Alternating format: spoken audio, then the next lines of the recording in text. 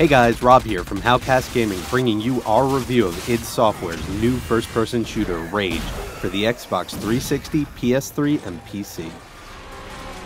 Rage is set roughly 100 years after a catastrophic asteroid hits the Earth. Your unnamed protagonist awakes from a cryogenic sleep to a world populated with survivors, bandits, and mutants, all fighting each other for control of the wasteland.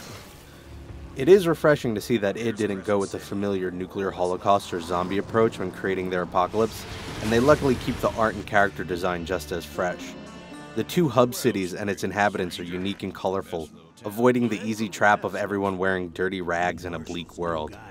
Unfortunately, that's about as refreshing as the whole game gets. The story and plot end up feeling like an empty template that the writers forgot to fill in. You quickly find yourself joining a resistance movement named the Resistance to fight an oppressive government authority named the Authority. I get the feeling if id had chosen to name your character, his name would have been Hero. Despite the characters looking interesting in an interesting looking world, they pretty much lack any depth, and the plot boils down to a 7-hour series of missions in which you're either fetching an item or looking for a switch to flip.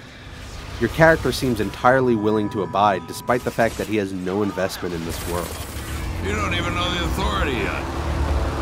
Well, I guess you don't know anything about any of this. Underneath the embarrassing narrative, however, is a solid and fun foundation of shooter mechanics. The weapons are nothing to drool over, but the ability to obtain upgraded ammo by selling loot adds some variety to their uses and gives the gameplay some semblance of an RPG. The loot can also be used to create tools that will help you in the heat of battle, such as a sentry bot that follows you around or an explosive RC buggy. Rage is also accompanied by a handful of pretty cool minigames ranging from 5-finger fillet to a fully working trading card game. There are also a few one-off side quests, but they're all pretty bland and the whole lot of them can be done literally within a half hour.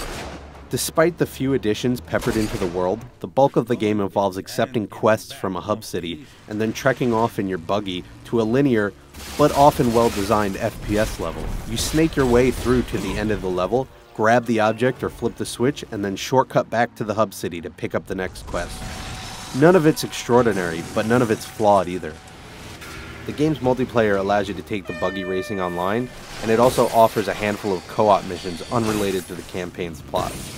It's a noble effort, but considering that both Battlefield 3 and Modern Warfare 3 are less than a month away, it's an effort likely made in vain.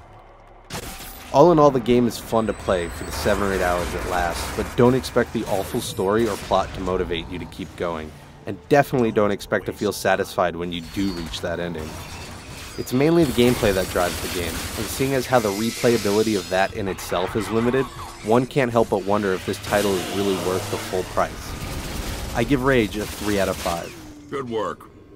We're all a little safer because of that.